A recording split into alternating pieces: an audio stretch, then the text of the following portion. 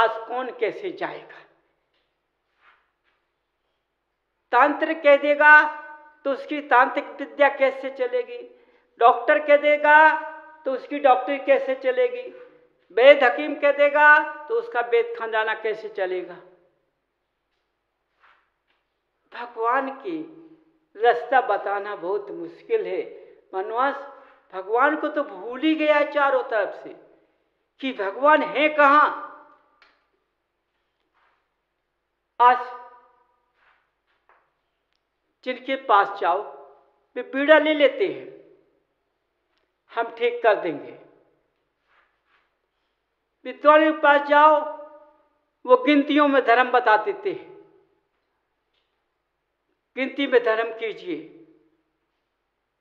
चाहे कुछ भी हो, अशुद्धि में हो चाहे शुद्धि में हो, हमेशा भगवान की माला को फेरिए। तो ये विवेक लगाइए, अशुद्धियों में कभी भक्ति भगवान की होती है, अशुद्धियों में कभी माला फेरी जाती है, अशुद्धियों में कभी पूजन की जाती है। इसका विवेक हर विद्वान को चला गया है, हर गृहस्थ के जीवन के सदस्य को चला गया है। समझो, ज्ञानी पुरुष भी नियम ले लेते हैं। हमने अभिषेक का नियम ले लिया है, हम अभिषेक करेंगे। कैसा नियम लिया? उसको घर में फुर्सत सुबह से नहीं मिली, 12 बजे आ रहा है, 1 बजे आ रहा है, भगवान के घरवाले को खोल करके थाली में प्रतिमा को विराजमान करके अभिषेक करता है। बताइए उसका विवेक कहाँ चला गया? जब नियम का धारी है तो जन्म से हम नियम का धारी है। तुमने ठीक है नियम ले लिया तो नियम के अंदर रहो ना। प्रातःकाल नियम बोलता है, प्रातःकाल अभिषेक होता है, लेकिन तुम कहो कि जिस वक्त हमें फुर्सत अपने गृहस्थ से मिल जाएगी हम पूजन करने जाएंगे, अभिषेक करेंगे। क्या कहेंगे? चाहे देखो हम कितने 12 बज जाए, चाहे 1 बज जाए, चाहे 2 बज जाए, जब तक कि हम नियम लिए हैं भगवान का पूजन नहीं कर लेंगे, अभिषेक नहीं कर लेंगे, जब तक भोजन ग्रहण नहीं करते, जल ग्रहण नहीं करते। कितनी महानता है, अपने वाणी से कितनी महानता बतला रहा है वह मनुष्य, लेकिन उसका विवेक चला गया है कि हम कौन सा भगवान का अभिषेक कर रहे हैं, कौन सा में हम उनकी पूजन करने जा रहे हैं। हम गृहस्थ जीवन के कचड़े से निकल नहीं पा रहे और भगवान का नियम लेकर समय को, विधि को, विधान को तोड़ करके, मर्यादा का उल्लंघन करके हम उनका अभिषेक पूजन करते हैं। वह अभिषेक पूजन सात्विक बन जाएगा? कभी नहीं। तो आज कोई विद्वान नहीं बताता है, कोई पंडित नहीं बताता है कि समय की निधि से ऐसा किया जाए। क्या कहता है? जब समय मिल जाए जब कर लो।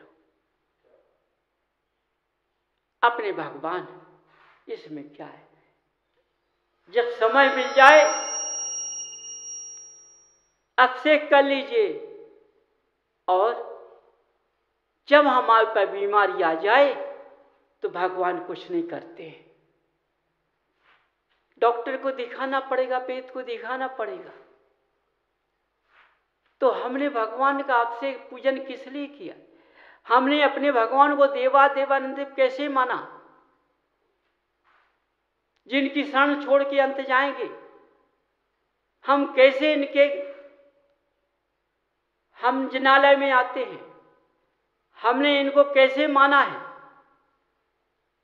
ये हमारे हृदय में विराजमान नहीं है, इसलिए हमने इनको नहीं माना है। हम दूसरे स्थान पर चले जाते हैं। समझो, अपने कुल खानदान को भूल गया, अपने इष्ट को भूल गया। समझ, जब इष्ट भूल गया तो इष्ट का ध्यान कहां से आएगा?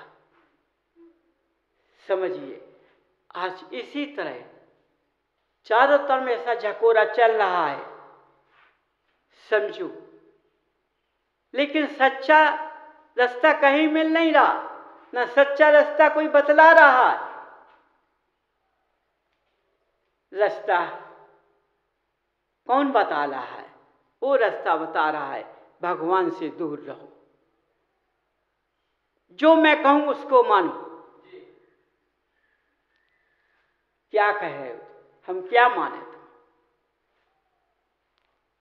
ऐसा धर्म चल रहा है इस भारत क्षेत्र के अंदर। चारों तरफ देखो, मनमानी का धर्म चल रहा है। धर्म मनमानी में कभी नहीं होता है। धर्म बिना मर्यादा के अंदर होता है, इसके अलावा नहीं होता है। आज का मनुष्य ने भगवान को छोड़ दिया है, वर्तमान के भगवान को मानने के चक्कर में लग गया है। समझो, जब कोई कहता है मैं भगवान हूं, लेकिन भगवान कभी नहीं कहते कि हम भगवान हैं।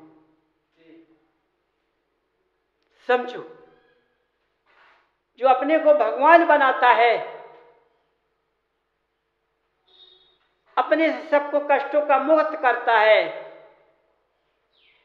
जब तुमने जिस पद को ग्रहण किया, जब तुम अपने इष्ट को भूल गए, तुमने उन इष्ट को, अपने श्रापों को नहीं बतला पाया, तो तुम क्या बतलाओगे?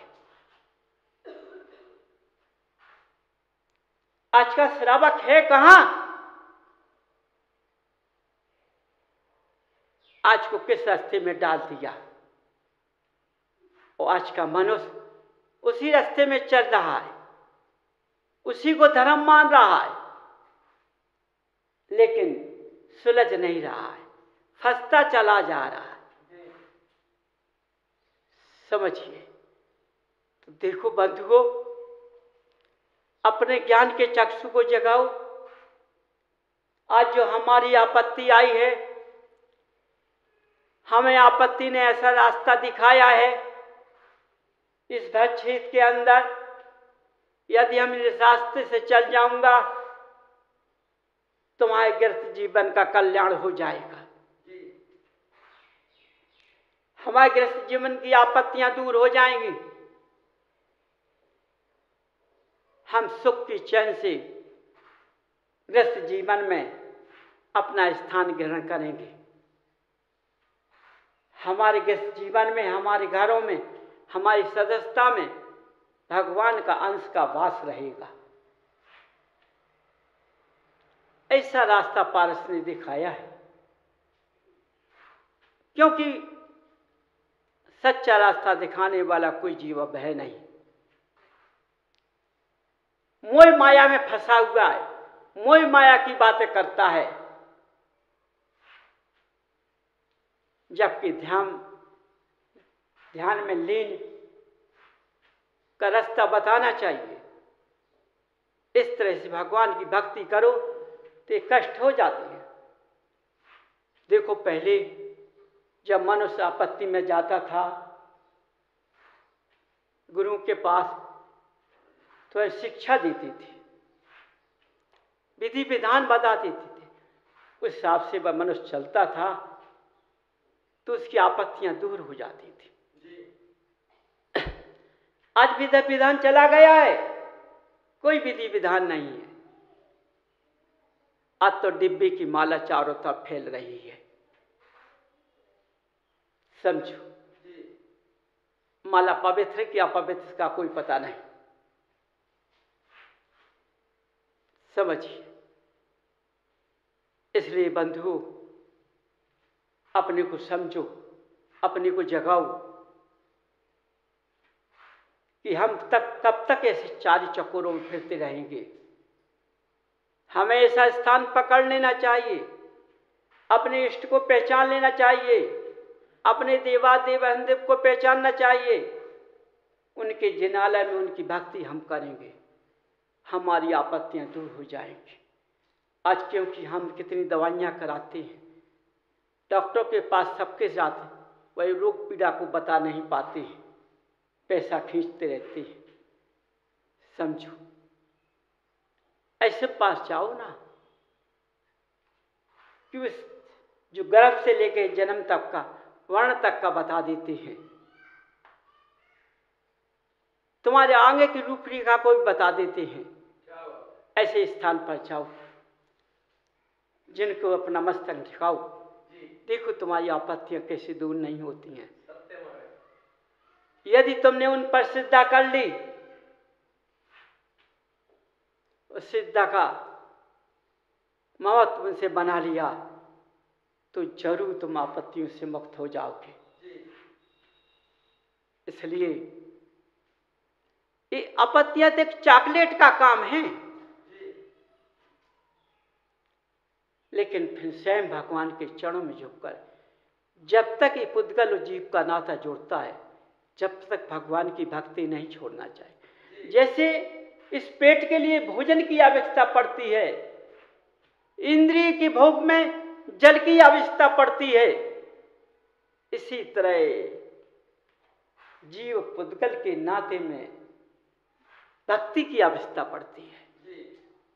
जैसे भोजन करने से शरीर मजबूत होता है, जैसे भक्ति करने से आपत्तियां से मुक्त होती है।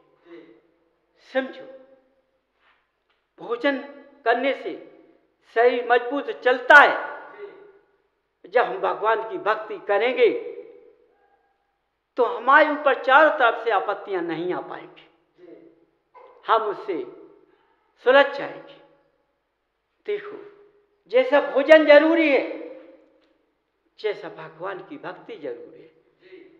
जैसा भोजन दोनों टाइम में जरूरी है, जैसे भगवान की भक्ति दोनों टाइम जरूरी है। समझो, बिना भोजन के नहीं रह पाओगे तो बिना भक्ति के नहीं रहना चाहिए।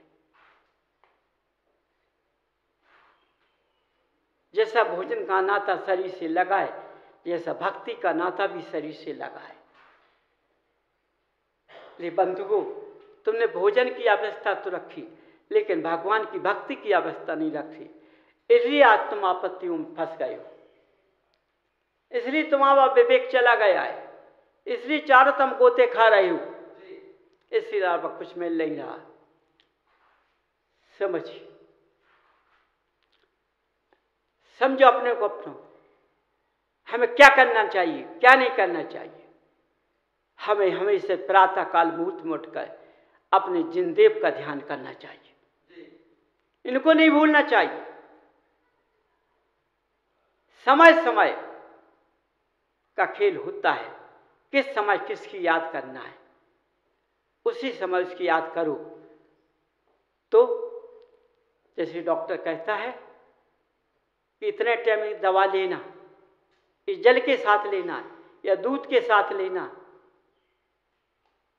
टाइम बांध देता है, तो टाइम से दवा लेते हो, जल के साथ लेते हो, दूध के साथ लेते हो। इसी तरह से तुमने दवा को तो अनिवार्य समझ लिया, डॉक्टर की बात का तो अनिवार्य समझ लिया, लेकिन तुमने अपने कुल खानदान के हिसाब से, जो तुमने जिस कुल में जन्म लिया है, उसकी समय की नीति को छोड़ दिया है। उसको नहीं समझा कि हमें प्रातः काल भगवान का पूजन करना चाहिए, उनकी भक्ति करना चाहिए, संध्या के समय हमें इनकी भक्ति करना चाहिए। तुमने इसको नहीं समझा, इस विधि को समझा कि हमें शुद्धि के साथ जाना चाहिए। है जैसे डॉक्टर दवा देता है, कहता फलानी चीज़ नहीं खाना, तो समझो हमें भगवान की भक्ति करना है, भगवान का दर्शन करना है, भगवान के चरणों में जाना है, उनकी पूजन करना है, तो हमारा भी अवश्य त्याग है। क्यों डॉक्टर बताता है ना कि शक्कर मत खाओ, घी मत खाओ, चर्बी बढ़ जाएगी, शुगर आ जाएगा। अरे जब चीनी और घी से शुगर और चर्बी बढ़ती है, तो भगवान की भक्ति से भी तो जीवन दान मिलता है। उसके चक्कर में क्यों पड़ते हो? भक्ति के चक्कर में ना पड़ जाओ, तो चर्बी तुम्हारा और शुगर चला जाएगा, और जीवन दान मिल जाएगा। बंधुओं, तुम कहाँ बोलो? तुम्हारे ज्ञान कहाँ चला गया? समझो। अरे हम क्यों इस गोली में शक्कर छोड़ेंगे, इस गोली में हम दूध छोड़ेंगे, या इस गोली में हम घी छोड़ेंगे? नहीं, हम भगवान की भक्ति करेंगे तो सब कुछ खाएंगे और जीवन दान अमर होगा। ऐसा अपना लेख पढ़ना चाहिए। इस स्थान पर अपने भगवान को अपना समझ चाहिए। भगवान पर इतना गर्व करना चाहिए जितना डॉक्टर पर गर्व करते हो, उससे 100 गुना अपने देवादेव अरनदेव पर गर्व करना चाहिए, अपने कुल पर गर्व करना चाहिए, अपने खानदान पर गर्व करना चाहिए। समझिए बंधुओं, आज इस आपत्तियों से तुम कितने गोते खा रहे हो? ये आपत्तियां आ गई हैं, समझो ये तुम्हारा तो मूल मंत्र देने आई हैं कि हमारा मूल मंत्र क्या जो भूल गए हैं। अब हमारा मूल मंत्र इन आपत्तियों से मिल जाएगा। सुबह से हम दिनालय जाएंगे, भक्ति करेंगे, इनके रास्ते पर चलेंगे तो हमारी आपत्तियां दूर हो जाएंगी। हमें किसी डॉक्टर के पास नहीं जाना पड़ा, हमें किसी वैद्य के पास नहीं जाना पड़ेगा, हमें किसी विद्वान के पास नहीं जाना पड़ेगा, हमें किसी तांत्रिक के पास नहीं जाना पड़ेगा। क्यों? सबके मालिक देवादेव अरनदेव है।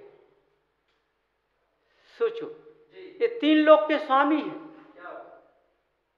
जब 3 लोक के स्वामी, हम 3 लोक के स्वामी के चरण में झुकेंगे, उनकी भक्ति करेंगे, तो 3 लोक का हमारा क्या करेगा? कोई कुछ नहीं कर सकता है हमारा। ये गर्व करना चाहिए। इस तरह से बंधुओं, अपने ज्ञान को जगाओ। तुम्हारा ज्ञान कहाँ शून्य हो गया है? ये नहीं कहा जाती दिन भर भक्ति करो। आप लोग क्या करते हो? भक्ति बता देते हैं, जैसे ठीक हो जाते हो तो भक्ति छोड़ देते हो। ये बताओ, तुम जब बीमारी से ठीक हो जाओगे तो खाना छोड़ दोगे? नहीं, खाना तो खाओगे। इसलिए खाना अनिवार्य है, तो भगवान की भक्ति अनिवार्य है। जब तक जीवन में जीव पुद्गल का नाता, ऐसा नहीं है कि आज के तुम्हारे विद्वान कहते हैं अच्छा 1 महीने को छोड़ दो, अच्छा 4 दिन को छोड़ दो। तुम क्या कहते हो? ठीक है 4 दिन तो नहीं खाना, फिर तो खाना ही खाना है। बोलो, तुमने पहले अपना हिसाब लगा लिया, तुमने पहला गुणा भाग लगा लिया, 4 दिन छोड़ देंगे फिर तो मिलेगा।